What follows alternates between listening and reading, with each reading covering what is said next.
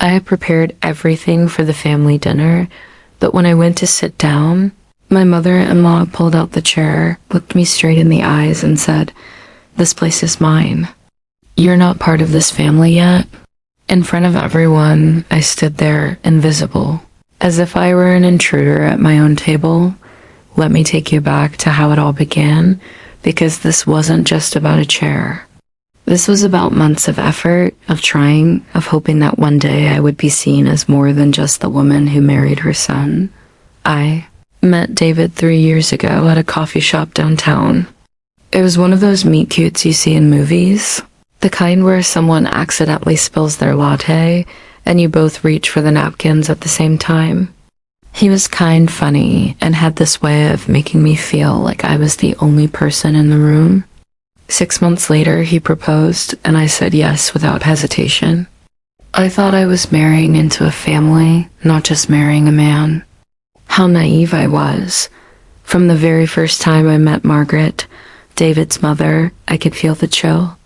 It wasn't obvious at first. She smiled, she hugged me, she said all the right things. But there was something in her eyes, a coldness that never quite reached the warmth of her words. David assured me she was just protective, that she would warm up to me eventually. I believed him because I wanted to. I needed to dot, so I tried. God, how I tried. Every Sunday, I would help with the grocery shopping for their family gatherings. I would spend hours at the store carefully selecting the ripest tomatoes, the freshest herbs, making sure everything was perfect. I learned her recipes, the ones she guarded like state secrets, passed down through generations. I memorized which brand of olive oil she preferred, how she liked her vegetables cut, the exact temperature she insisted the roast should be cooked to. I decorated their dining room for every holiday. For Thanksgiving, I spent an entire weekend creating centerpieces with autumn leaves and candles. For Christmas, I strung lights and hung wreaths, transforming their home into something out of a holiday catalog. I organized the table settings with meticulous care, polishing the silver until I could see my reflection in it, pressing the linens until there wasn't a single wrinkle. I bought special outfits for these dinners. Not expensive ones, because David and I were saving for our own house, but nice ones. Dresses that made me feel confident, that I hoped would make me look like I belonged. I would stand in front of the mirror before each gathering, smoothing down the fabric, practicing my smile, telling myself that this time would be different. This time, she would see me. Really see me, but Margaret had other plans. She had a way of making comments that seemed innocent on the surface but cut deep underneath. "Oh, that's an interesting choice of dress," she would say, her eyes traveling up and down my body. "The potatoes are a bit overdone, aren't they?" she would announce loudly, even though I had followed her recipe to the letter. "David, your father never made me work this hard to fit in," she once said, laughing as if it were a joke. But I saw David's jaw tighten. Still, I persisted. I told myself that love was patient, that families were complicated, that I just needed to prove myself worthy. I started arriving earlier to help with preparations, staying later to clean up. I complimented her cooking, her home, her wisdom. I asked for her advice on everything from recipes to marriage, hoping that showing deference would earn her respect. The dinner that changed everything had been in the works for weeks. It was David's father's birthday, a milestone celebration. The entire extended family would be there: aunts, uncles, cousins, grandparents. Margaret had been planning it for months, and I had been her unofficial assistant, running errands, making phone calls, coordinating with caterers. I had spent the entire week before helping her prepare. We had cleaned the house from top to bottom, polished every surface until it gleamed. I had helped her plan the menu, shop for ingredients, and prep dishes that could be made in advance. The day before the party, I had spent 8 hours in her kitchen, chopping, stirring, baking Dot on the day of the dinner. I arrived at noon, even though guests weren't expected until 6. I wore a dress I had saved for 2 months to buy, a deep burgundy that David said made my eyes sparkle. I had my hair done at a salon for the first time in over a year. I wanted to look like I belonged, like I was already part of the family. The afternoon was a blur of activity. I set the table with the fine china, the pieces that had been in Margaret's family for generations. Each plate was positioned exactly 1 inch from the edge of the table, each fork and knife placed with precision. I folded the napkins into intricate shapes I had learned from a YouTube video. I arranged the flowers I had bought that morning, white roses mixed with eucalyptus. In crystal vases spaced evenly down the long dining table, I had even made place cards, handwritten in careful calligraphy, positioning everyone according to the family hierarchy Margaret had explained to me. At the head of the table was David's father's seat. To his right, I had placed Margaret's card, and next to her, I had placed mine, hoping that sitting beside her would give us a chance to bond, to finally break through the ice that had frozen our relationship as guests began to arrive. I greeted them at the door alongside David, playing the role of hostess with genuine enthusiasm. I took coats, offered drinks, made small talk about the weather and work and children's accomplishments. Some of David's relatives were warm to me, asking about our plans for the future, complimenting my dress. Others regarded me with polite distance, as if withholding judgment until Margaret gave her approval.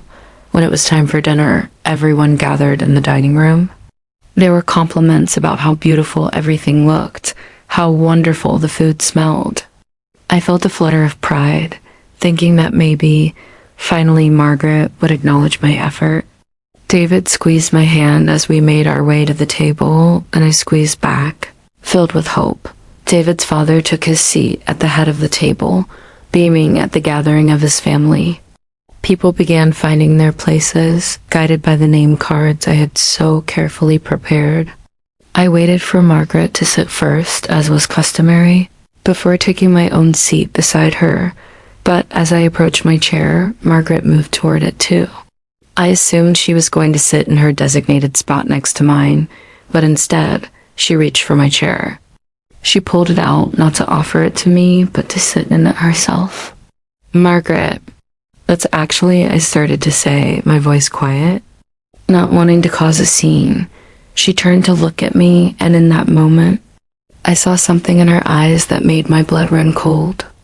It wasn't confusion or a simple mistake. It was deliberate, calculated cruelty. "This place is mine," she said, loud enough for everyone nearby to hear. She sat down in my chair, the one with my name card, which she picked up and casually placed face down on the table. Then she looked up at me, her smile sharp as a knife. "You're not part of this family yet." The words hung in the air like smoke after a fire. I stood there, frozen, my hand still extended toward the chair that was no longer mine.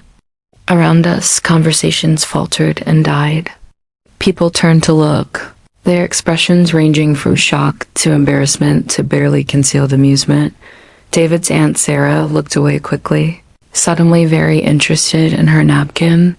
His cousin Tom smirked, exchanging a glance with his wife. David's father cleared his throat uncomfortably but said nothing, his eyes fixed on his empty plate. And David, my David, stood there with his mouth open, clearly torn between defending me and avoiding a confrontation with his mother. "Mom, let's not," he began, but Margaret cut him off with a wave of her hand. "Oh, don't be dramatic, David. There are plenty of other seats. She can sit somewhere else." But there weren't plenty of other seats. The table was full, carefully arranged for the exact number of guests. The only option was a folding chair someone would have to bring in from the garage, marking me clearly as an afterthought. Someone who didn't quite belong. I felt heat rising in my face, a mixture of humiliation and rage. My carefully styled hair suddenly felt ridiculous. My special dress felt like a costume. All the hours I had spent preparing, All the effort I had made to earn my place in this family seemed to mock me from the perfectly set table I had arranged with my own hands. For a long moment, I considered making a scene. I imagined myself demanding my seat back, calling out Margaret's cruelty in front of everyone, forcing David to choose between his mother and his wife. But something stopped me. Maybe it was the years of being taught to be polite, to not make waves, to swallow anger and smile through pain. Maybe it was the knowledge that whatever I said would be twisted, that I would become the difficult daughter-in-law, the troublemaker, the woman who couldn't take a joke dot, so I did what Margaret expected me to do. I lowered my hand, nodded silently, and walked to the kitchen to retrieve a folding chair. Behind me, I heard the conversations resume, louder now, filling the awkward silence I had left behind. I heard Margaret's laugh, bright and false, saying something about young people being too sensitive these days.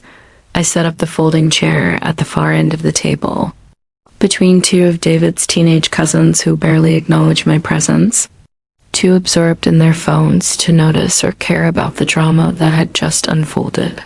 From my new position, I had a perfect view of Margaret sitting in my chair, in my place, presiding over the table I had set with such care and hope.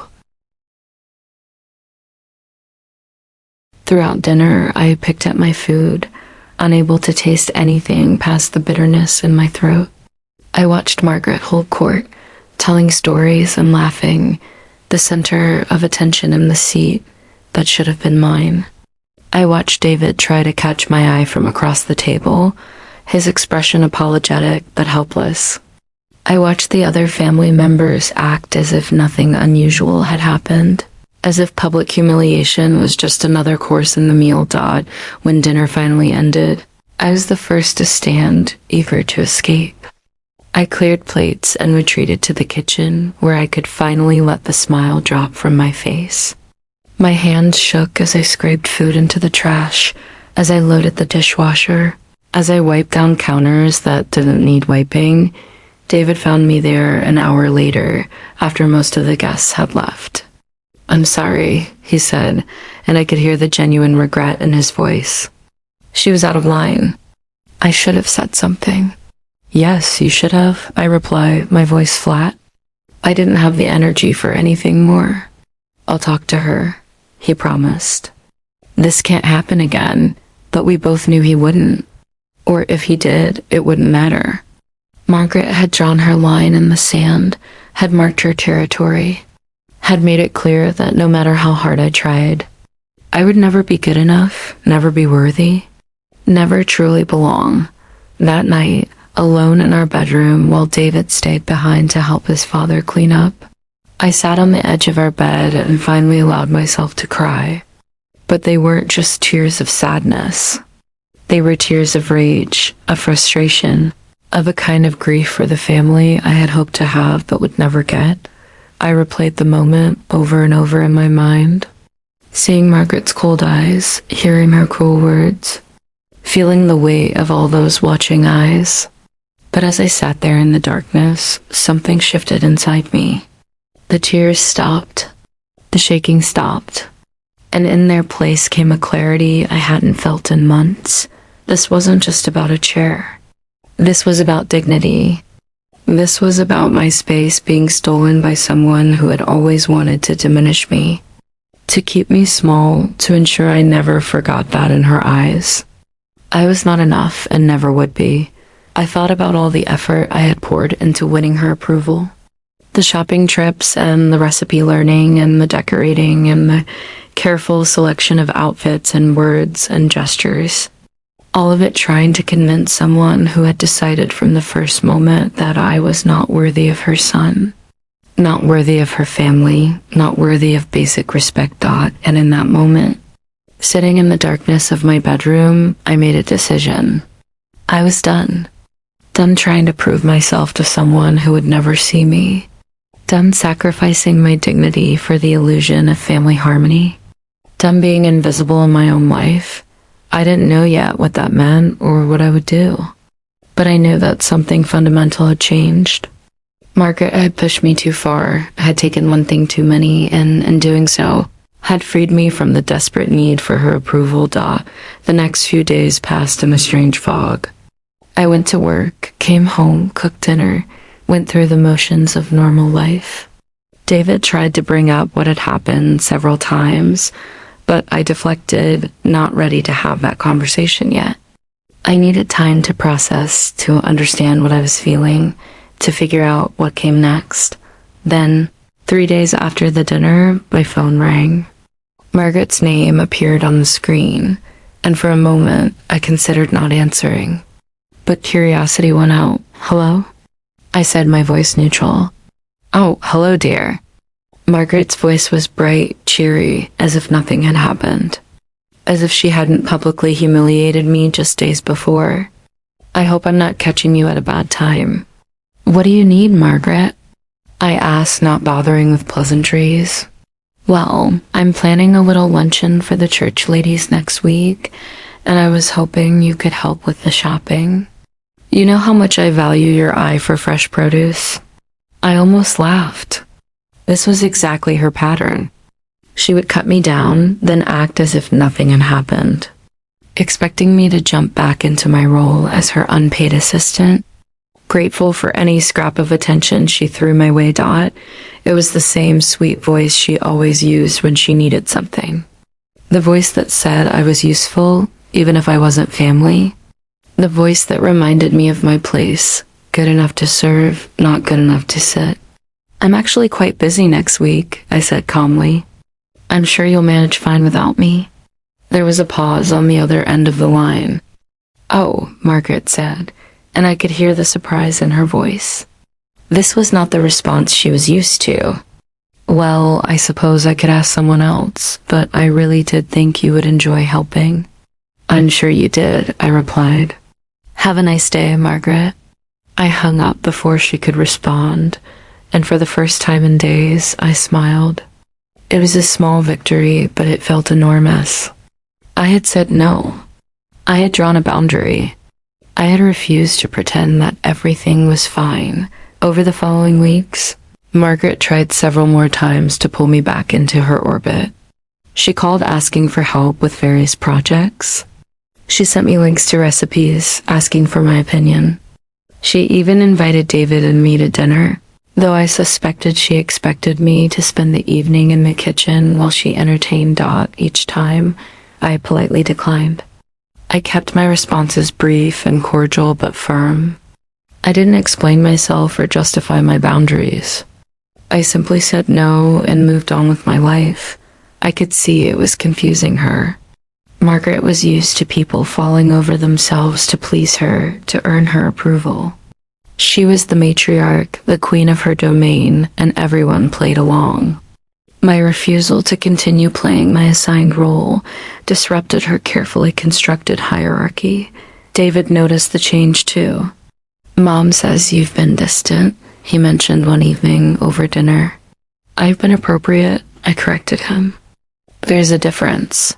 He looked at me for a long moment, then nodded slowly. "I know I should have defended you better at Dad's birthday." "Yes, you should have." "I will next time," he promised. "I'm sorry it took me so long to see how she's been treating you." I appreciated his words, but I also knew that my worth couldn't depend on whether David or anyone else defended me. I had to defend myself, had to value myself enough to refuse mistreatment, regardless of who was offering it or what their justification might be. Then came the next family gathering, about a month after the birthday dinner. It was Margaret's turn to host a family dinner, this time for no particular occasion other than gathering the clan together. I had agreed to attend, though David knew I wouldn't be arriving early to help with preparations. When we walked in that evening, I was struck by how different I felt. The last time I had entered this house for a family event, I had been full of hope and nervous energy, desperate to please. Now I felt calm, centered, present in a way I hadn't been before. Margaret greeted us at the door, her smile slightly strained when she looked at me. "How lovely you could make it," she said, the words perfectly polite but lacking her usual warmth. Not that her warmth had ever been genuine, but at least she used to pretend. The house was beautifully decorated, as always. Margaret had a gift for creating elegant spaces. But this time, I noticed that some things were slightly off. The flowers in the centerpiece were beginning to wilt. The silverware wasn't perfectly aligned. Small details that someone without my practiced eye might have missed. But that I knew would bother Margaret immensely. As guests arrived and the time for dinner approached, I felt a strange sense of anticipation. I had no idea what to expect, but I knew something was different. I was different. We all gathered around the dining table, the same table where I had been humiliated a month before. This time, I didn't rush to find my seat. I waited, watching, curious to see what would unfold. And then, in a moment of delicious irony, karma delivered its first blow. Margaret reached for her grandmother's necklace, a family heirloom she always wore to special occasions. It was a beautiful piece, pearls and gold, worth more in sentimental value than money. She touched her neck, expecting to feel the familiar weight of the jewelry, and her face went white. "My necklace," she said, her voice rising with panic. "Has anyone seen my necklace?" People looked around, checked the floor, retraced her steps from the kitchen to the dining room. But the necklace was nowhere to be found. Margaret's hands fluttered at her throat, her composure cracking in a way I had never seen before. "I had it on when I was setting the table," she insisted, her voice shrill now. "It was right here. Someone must have seen it, but no one had." The necklace had simply vanished, lost somewhere between the kitchen and the dining room. Between one moment and the next, I watched as Margaret searched frantically, watched as her carefully constructed image of perfect hostess crumbled. People whispered among themselves. Some helped look. Others exchanged glances that said maybe she was getting careless in her old age. Maybe she hadn't been wearing it at all. Maybe she had lost it earlier and only just noticed. For Margaret, who prided herself on being meticulous, on being in control, on being perfect, this was more than just a lost piece of jewelry. It was a public display of her fallibility, her humanity, her imperfection. It was embarrassment on a scale she had never experienced, at least not in her own home, in front of her own family, and I felt nothing. No satisfaction, no schadenfreude, no triumph. Just a quiet observation that the universe had a way of balancing scales, that what goes around comes around, that those who take from others often find themselves losing what they value most. Eventually, Margaret had to accept that the necklace was simply gone. Dinner proceeded, but the mood was subdued. Margaret was distracted, touching her bare neck repeatedly, barely eating, barely participating in the conversation swirling around her. This time, when we sat down to eat, no one tried to take my seat.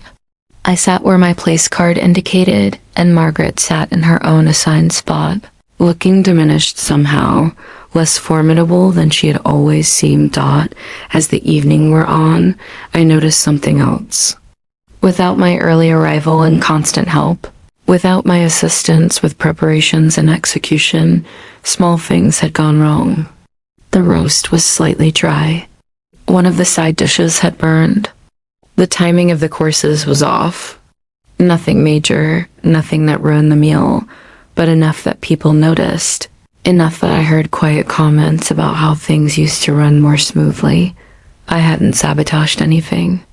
I had simply stopped propping up her image of perfection, stopped filling in the gaps of her hosting abilities, stopped being the invisible force that made her look good. When Margaret called a few days later to ask if I might have accidentally taken the necklace or if I had seen where she left it, her voice was different. There was a pleading quality to it, a vulnerability I had never heard before. "I didn't see it, Margaret," I told her honestly. "I'm sorry, I can't help you." "Oh," she said, and the disappointment was palpable. I just thought, you're always so observant. I hoped maybe you had noticed something. It was the first time she had ever complimented my attentiveness, and it came only when she needed something from me. But even then, I felt no anger, no bitterness. Just a kind of tired recognition of who she was and who she would always be. I'll let you know if I remember anything, I said, and ended the call. Over the following weeks, I noticed a shift in the family dynamics. Word of the necklace incident had spread, as such things do in families. Combined with the memory of how Margaret had treated me at the birthday dinner, people were beginning to see her differently. David's Aunt Sarah called me one afternoon, ostensibly to ask about a recipe, but really to talk. I've been thinking about your father-in-law's birthday dinner, she said carefully. What Margaret did to you with the chair, that wasn't right. I should have said something at the time. Thank you for saying that now, I replied, meaning it. She's always been territorial, Sarah continued. Always had to be the center of attention, the most important woman in any room. But she crossed the line with you, and I think people are starting to see it. She wasn't wrong. At the next few family gatherings, I noticed a subtle but definite change. People were warmer to me, more inclusive. They asked my opinion, sought my company, treated me less like David's girlfriend and more like an actual member of the family, and Margaret noticed.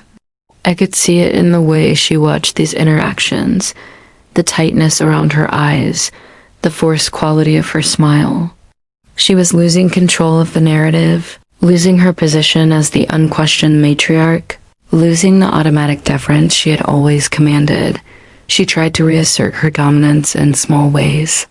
She would interrupt when I was speaking, would contradict my opinions, would make subtle digs about my choices or my background. But now, instead of going unchallenged, people would push back. David would defend me. Sarah would redirect the conversation. Even David's father, usually silent on family matters, would clear his throat meaningfully when Margaret's comments went too far. The shift was gradual but undeniable. The more Margaret tried to diminish me, the more clearly people saw what she was doing. The more she tried to reclaim her throne, the more unstable her position became. Then came the gathering that changed everything. The moment when the reversal was complete, it was Thanksgiving. Just over 6 months after the birthday dinner that had started it all.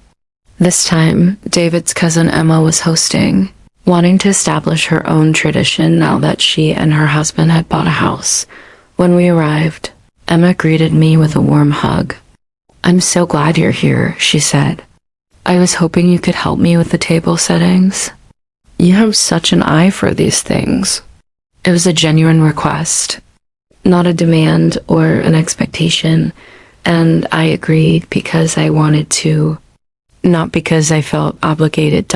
As we worked together in the dining room, arranging plates and glasses and silverware, Emma chatted easily about her new home, her job, her hopes for the holiday. Then she paused and looked at me directly. "I'm putting you in the seat of honor today," she said, next to the host's chair. "I think it's time someone showed you the respect you deserve in this family." I felt a lump form in my throat, unexpected tears pricking at my eyes. "Emma, you don't have to do that." "I want to," she insisted. "You've been nothing but kind and generous since you joined this family, and not everyone has recognized that. I see you, and I want to make sure you know you're valued." When the family gathered for dinner and people began to find their seats, I watched Margaret's face as she realized where I was sitting, next to Emma in the place of honor, where the most respected guest sits. Margaret's own place was several seats down, positioned among the younger cousins and extended family. For a moment, our eyes met across the table. I saw anger there, and resentment, and something else. Recognition, maybe? The understanding that the tables had turned, quite literally, and that the power dynamic she had worked so hard to establish had been upended, but I also saw confusion, as if she couldn't quite understand how this had happened. She had controlled the family narrative for so long, had been the center around which everyone orbited, and now she found herself on the periphery, watching someone else receive the attention and respect she considered her birthright. No one had explicitly dethroned her. There was no dramatic confrontation, no public calling out, no family intervention.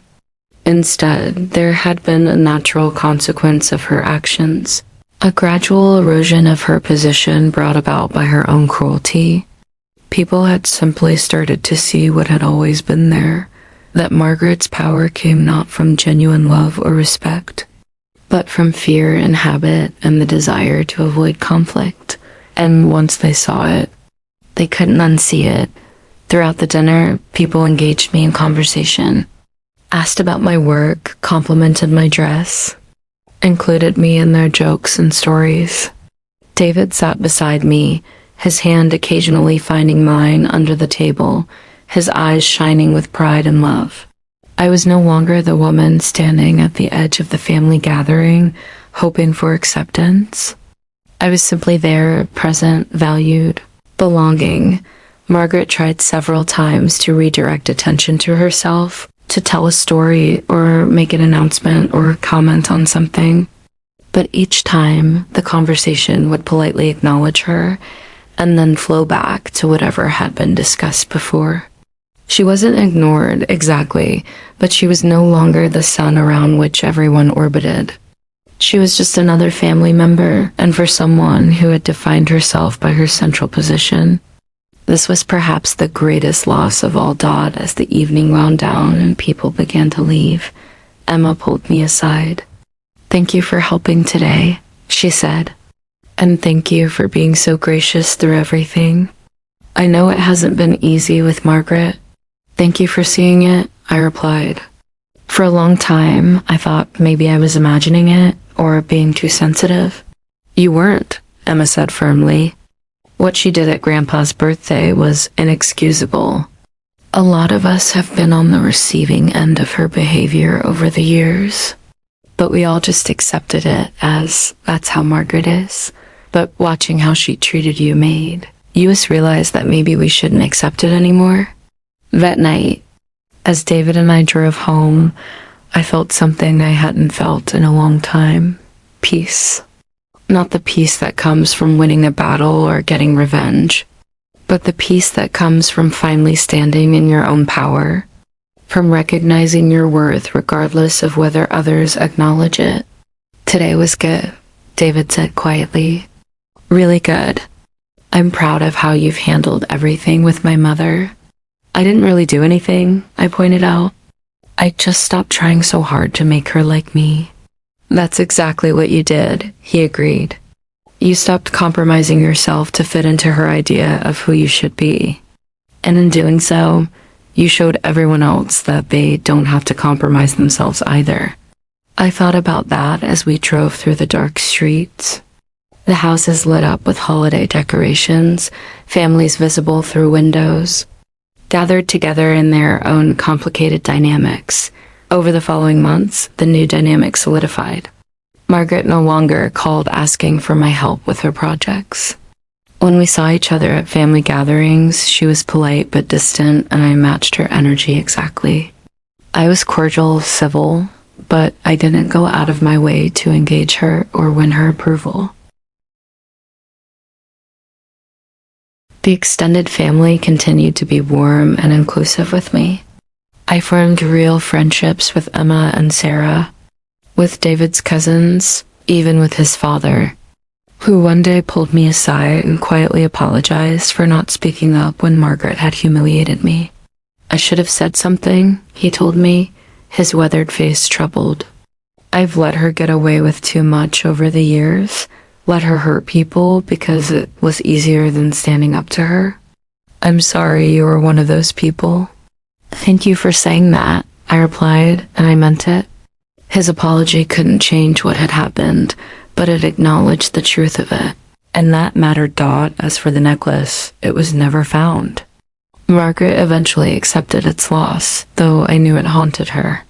Every so often, I would catch her touching her bare throat at gatherings, as if she could still feel the phantom weight of her grandmother's pearls, the tangible symbol of family legacy that had vanished just as surely as her unchallenged authority. I sometimes wondered if she ever made the connection, if she ever understood that the two losses were related, that in taking my place at the table, she had begun a chain of events that led to losing her own elevated position, that in trying to diminish me, she had diminished herself, but whether she understood or not didn't really matter to me anymore. I had learned something far more valuable than revenge or vindication. I had learned that respect isn't something you can beg for or earn through endless service. Respect is something you command by respecting yourself first, by refusing to accept less than you deserve, by walking away from people who treat you as less than human. I had learned that sometimes the best response to cruelty isn't a clever comeback or a dramatic confrontation. Sometimes the best response is simply to stop participating in your own diminishment, to quietly withdraw your energy and attention from people who don't value you. I had learned that karma isn't about the universe punishing bad people. Karma is about natural consequences, about the inevitable results of our actions rippling out in ways we can't always predict or control. Margaret had created an environment of judgment and cruelty, and eventually that environment had turned on her. Not because anyone actively sought to punish her, but because people naturally move away from toxicity when they realize they have a choice. Today, more than a year after that birthday dinner, David and I are preparing to move into our own house. We've saved enough for a down payment, found a place with a big kitchen and a dining room with space for a table that will seat 8 people comfortably. I've already picked out the chairs. They're all matching, all equal, all welcoming. There will be no hierarchy at my table, no games of power and position. Everyone who sits there will be there because they're wanted, because they add something positive to the gathering, because they understand that a meal shared is an act of community, not an opportunity for domination. Margaret will be invited to our housewarming, of course. She's still David's mother, still part of the family, but she'd come as a guest, not as the matriarch. She'd sit where I assign her, eat the food I prepare, and be subject to the rules of hospitality I establish in my own home. And if she can't respect that, if she tries to turn my table into another battleground for her need to control and diminish, then she simply won't be invited back. I've learned that I don't need to set myself on fire to keep other people warm. That loving someone doesn't require accepting abuse from them. That family is about more than blood and obligation. I've learned that the truest form of power isn't the ability to take from others or put them in their place. Real power is the ability to maintain your dignity, to know your worth, to create spaces where everyone is valued and respected. The place at the table that Margaret tried to take from me that night was never really about a physical chair. It was about whether I would accept being treated as lesser, as unworthy, as someone who had to constantly prove her right to exist in the space she occupied. And by standing up, both literally that night and figuratively in the months that followed, I claimed something far more valuable than a seat. I claimed myself. Now, I don't wait for recognition from people who live to diminish others. I don't contort myself trying to fit into spaces that were never designed to accommodate me. I don't measure my worth by whether someone like Margaret deems me acceptable. I've learned that the real karma is beautifully simple. Each person harvests exactly what they plant. Margaret planted cruelty and control, and she reaped isolation and diminished status. I planted self-respect and boundaries, and I reaped genuine connections and peace. The true place I was fighting for was never at Margaret's table. It was within myself, the unshakable knowledge that I deserve respect, kindness, and a seat at any table I choose to sit at. And that's a place no one can ever take from me again. So let me ask you something. What would you do if someone tried to take your place at the table? Have you ever experienced something similar where someone tried to diminish you in front of others to mark their territory by pushing you aside? How did you handle it? Did you stand up for yourself in the moment, or did it take time, like it did for me, to find your power? I really want to know your story. Share it in the comments because these experiences connect us. Remind us we're not alone, and sometimes, just sometimes, hearing someone else's story gives us the courage to write our own ending differently. I never expected what happened next. About 6 months after we moved into our new house. After I thought the drama with Margaret had finally settled into a kind of cold peace, everything shifted again in a way I couldn't have predicted. It started with a phone call from David's father, Robert. He never called me directly, always going through David for any family communication. So when I saw his name on my phone screen one Tuesday afternoon, my stomach dropped. "Hello, Robert," I answered, trying to keep my voice steady. "I need to talk to you," he said, his voice rough, strained. "Can you meet me for coffee?"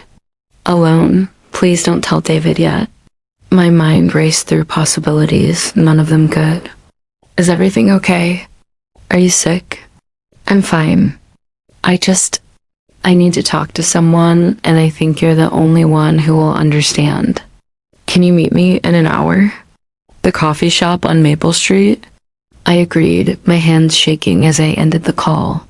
For the next hour, I tried to focus on work, but my mind kept spinning with worst-case scenarios. Was he dying? Was Margaret dying? Had something happened that I needed to know about? When I arrived at the coffee shop, I found Robert sitting in a corner booth, looking older than I'd ever seen him. His shoulders were hunched, his hands wrapped around a mug of coffee that had clearly gone cold. "Thank you for coming," he said as I slid into the seat across from him.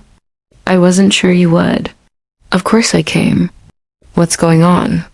He took a deep breath, then reached into his jacket pocket and pulled out something wrapped in tissue paper.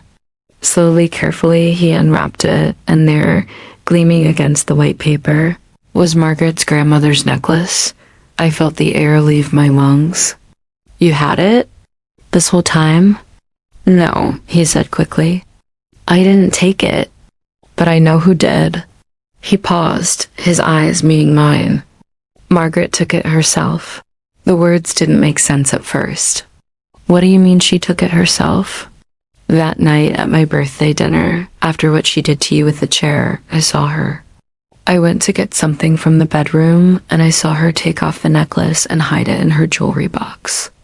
Then later, before everyone sat down for dinner, she made a big show of panicking about it being missing." I sat back, trying to process this information. Why would she do that? Robert's face twisted with something between anger and shame. To deflect attention from what she'd done to you? She knew people were talking about the chair incident. She saw the looks, heard the whispers. So she created a bigger drama, something that would make her the victim instead of the villain. And it worked.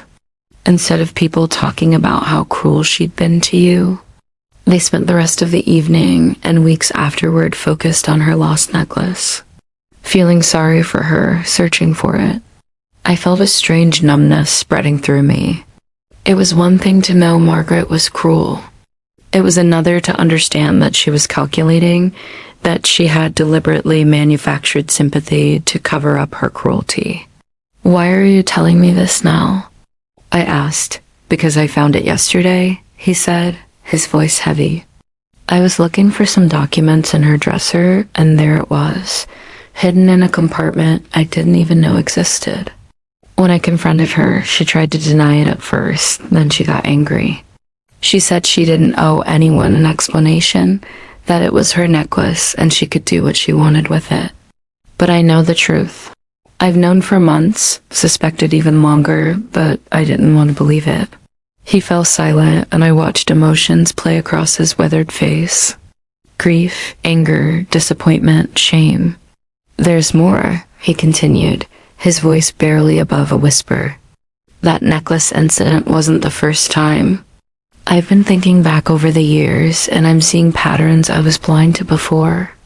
Times when she would create dramas or crises to manipulate situations, to control narratives, to punish people who didn't fall in line with what she wanted. He told me stories then, things I had never known. About David's older sister who had moved across the country 15 years ago and barely spoke to the family anymore. Margaret always said it was because the sister was selfish, ungrateful, too busy with her own life to care about family. But Robert revealed that the sister had left after years of Margaret's manipulation and control. After Margaret had sabotaged her wedding by claiming to have a medical emergency that turned out to be fabricated, forcing the couple to postpone and eventually have a rushed ceremony without the celebration they'd planned, he told me about David's younger brother, who everyone said had addiction problems that kept him distant from the family. What Robert had learned, but kept quiet about to protect the family image, was that the brother had started using substances to cope with Margaret's constant criticism and impossible standards, her way of pitting the siblings against each other, her tendency to create chaos and then blame everyone else when relationships fractured.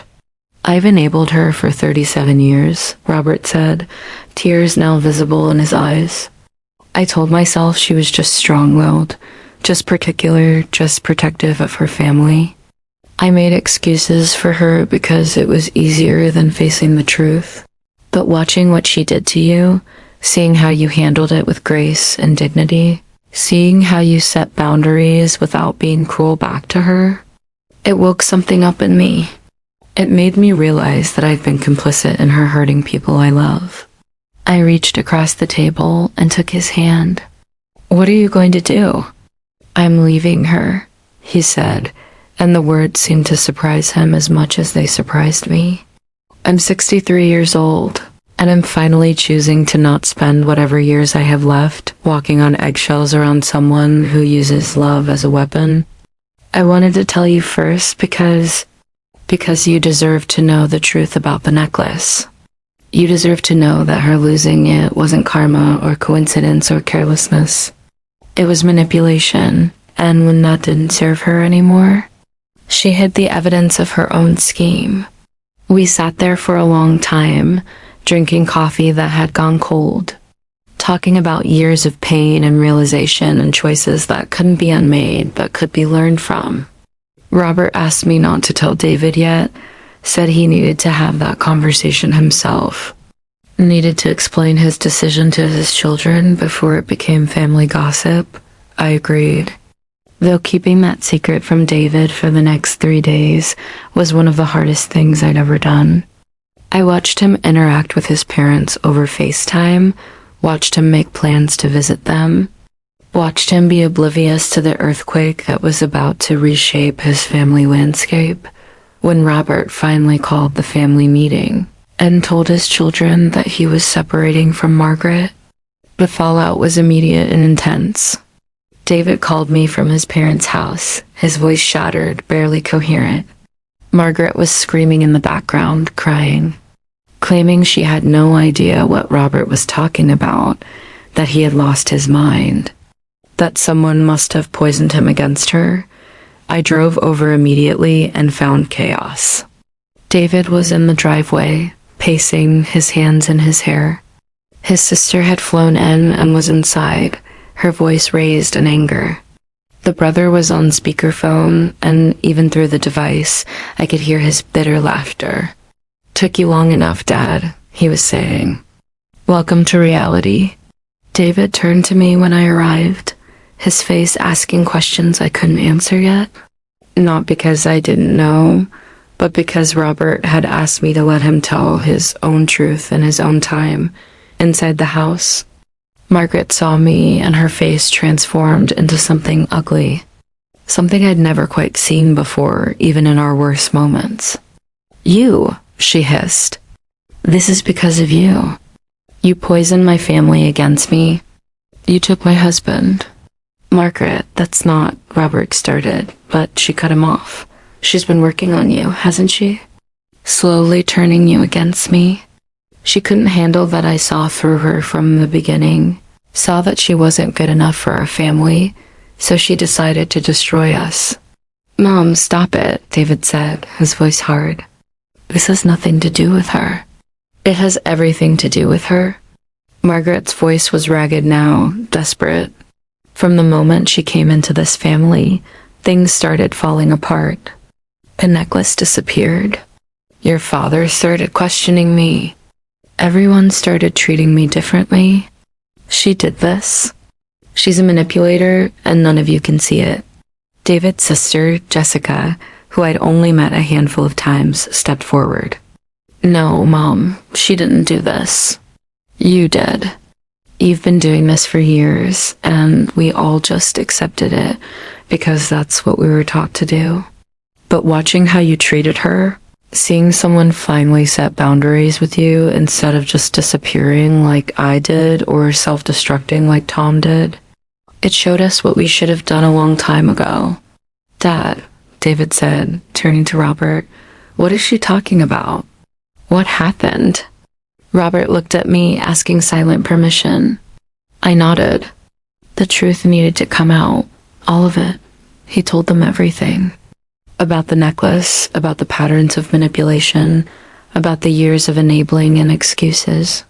He told them about the sister's wedding and the brother's spiral and the countless small cruelties that had been normalized as just Margaret being Margaret Dot with each revelation.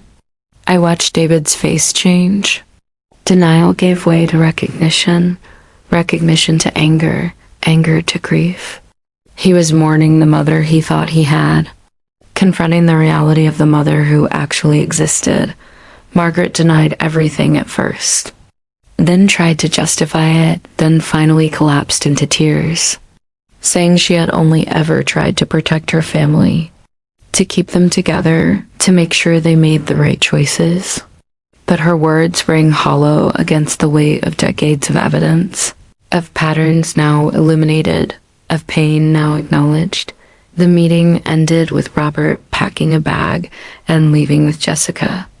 David stood in the doorway, torn between the crying woman who was his mother and the man who was his father. Unable to choose because both choices felt like betrayal, Margaret turned to me one last time before we left.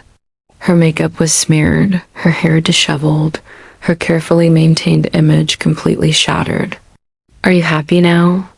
She asked. Is this what you wanted? I looked at her, really looked at her, and for the first time, I didn't see a powerful matriarch or a cruel tormentor.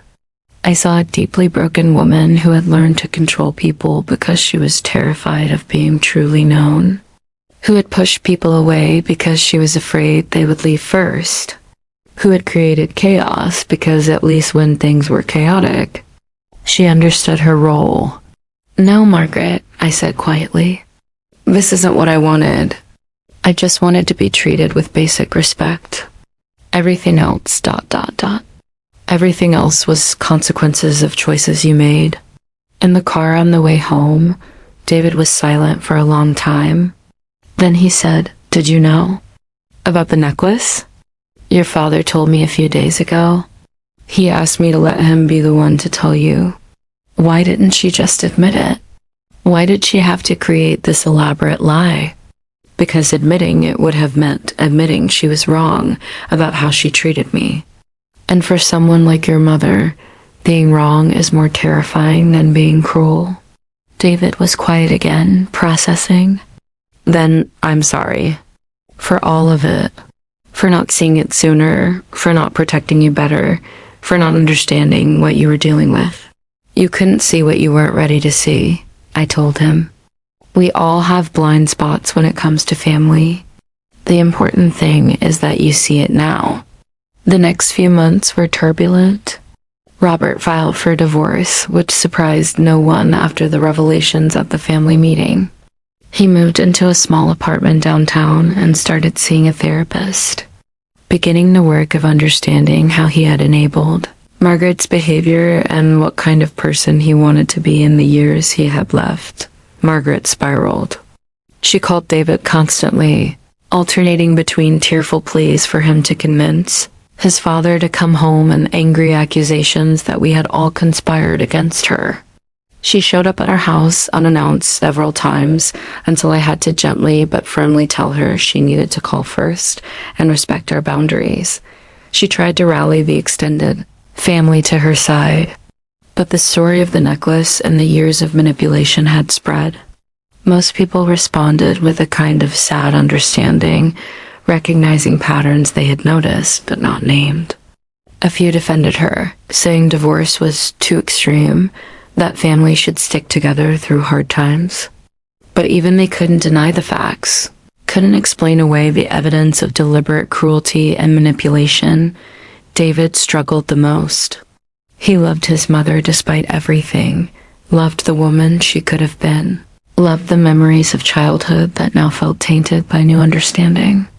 He went to therapy too, working through complicated feelings of loyalty and betrayal, love and anger, grief for the family structure that was dissolving, and relief that the toxicity was finally being addressed.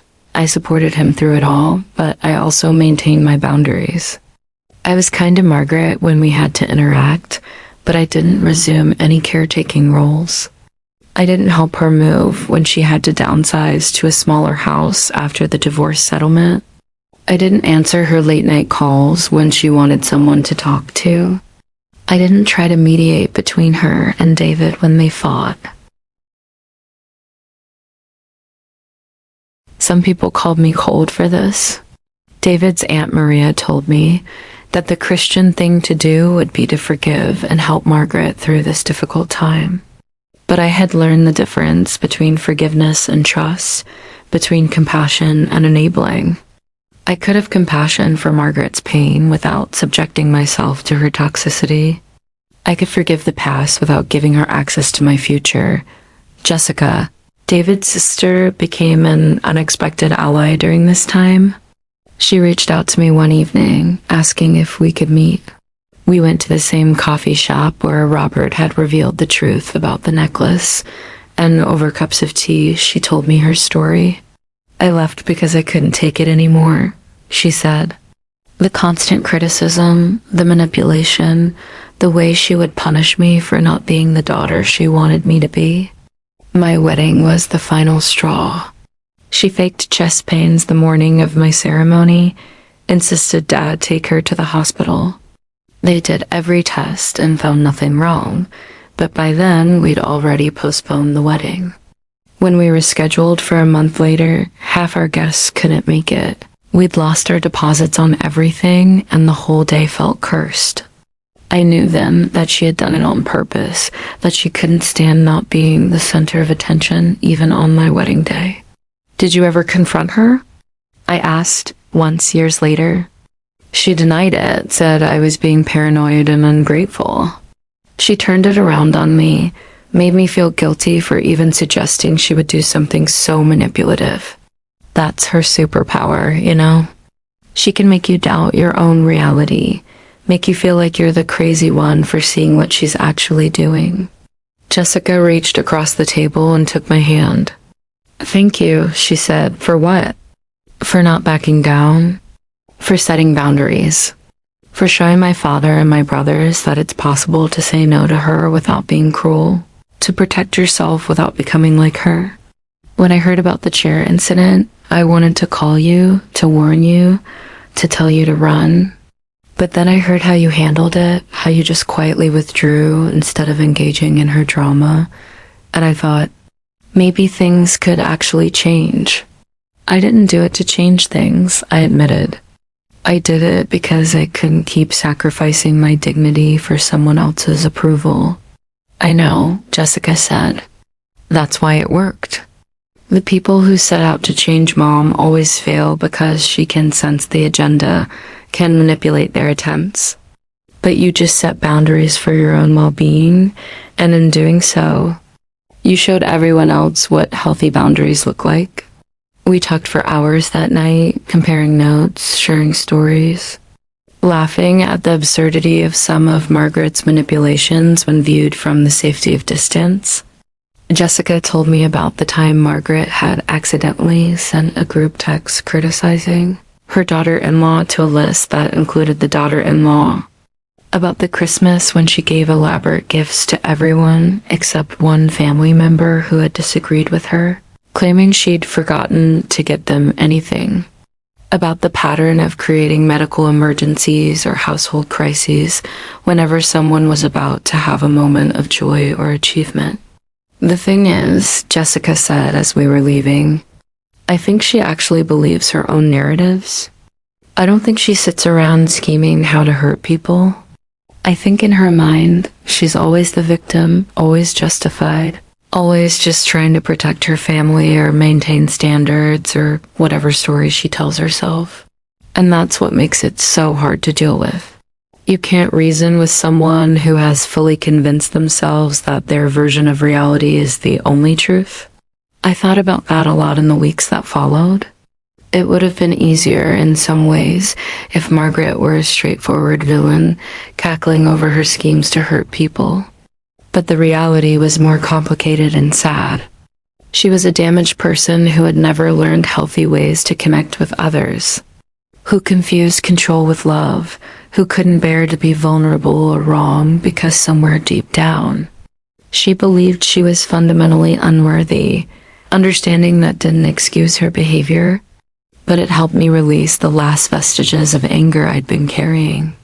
I could look at her now with something closer to pity than rage. Could see her as a cautionary tale about what happens when you build your identity on being superior to others, on being needed, even if that means making others dependent, on being right, even if that means everyone else has to be wrong. About a year after the separation, David and I hosted our first major holiday gathering. We invited Robert, Jessica, and her husband, Tom, who had gotten sober and was rebuilding his life, and several members of the extended family who had been supportive through everything. We did not invite Margaret. It was a difficult decision, one David and I discussed at length. He felt guilty imagining her alone on Thanksgiving, but I gently reminded him that being alone was a consequence of her choices, that we weren't punishing her, but rather protecting the peaceful environment we had worked hard to create. She can spend the holiday with the family members who are still close to her, I said, or she can use the time for reflection, but we don't owe her access to our space, especially on a day that's supposed to be about gratitude and family, when her presence would create tension and anxiety for everyone else. He agreed, though I knew it hurt him. But when Thanksgiving Day arrived and our house filled with laughter and genuine warmth, with people who could relax and be themselves without walking on eggshells, I saw the tension leave his shoulders. This was what family was supposed to feel like. We sat around our table, the one with the matching chairs, and I looked at the faces gathered there. Robert, grayer but somehow younger looking, laughing at something Tom said. Jessica, radiant in a way I'd never seen before, holding her husband's hand. David's Aunt Sarah and her family, grateful for an invitation to a gathering where they didn't have to navigate Margaret's landmines. Even some of the younger cousins who had driven in from out of state, telling us this was the first family holiday they'd actually enjoyed in years. Before we ate, Robert asked if he could say a few words. He stood, raising his glass, and looked around the table with emotion clear on his face. I'm grateful for many things this year, he said. For my children, who love me enough to tell me hard truths. For second chances, even when they come later than they should. But mostly, I'm grateful for the lesson I learned about the difference between family and toxicity. For years, I thought loyalty meant accepting everything, staying no matter what, enabling behavior because blood was thicker than water. But I've learned that real family isn't about blood or obligation. It's about mutual respect, genuine care, and creating spaces where everyone can thrive. He turned to me, his eyes bright with unshed tears. And I'm grateful for you, for showing us what that looks like. You didn't set out to break up my marriage or change this family.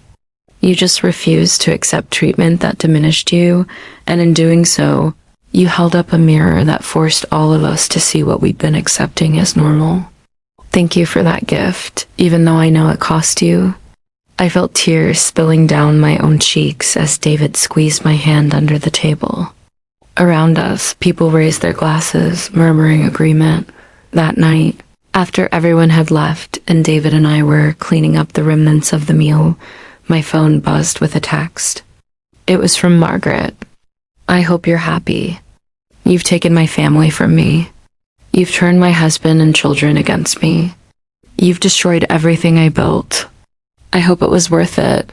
I stared at the message for a long moment, feeling the familiar pull of guilt, the ingrained response to take responsibility for others' pain.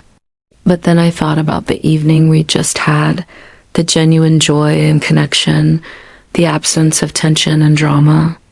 I thought about Robert's words, about Jessica's earlier gratitude, about Tom's sobriety and David's healing. I didn't respond to Margaret's text. Instead, I deleted it and put my phone away. Who was that? David asked, looking up from the dishes. No one important, I said. And I meant it because that was the final lesson. I had learned through all of this. Some people will always blame you for the consequences of their own actions. They will make you the villain in their story, because accepting responsibility for their behavior would shatter the narrative they've built about themselves. And you cannot control that. You cannot make them see, cannot force them to understand, cannot love them into accountability. All you can do is protect your own peace, maintain your boundaries, and build the life you want with the people who add to it rather than drain it.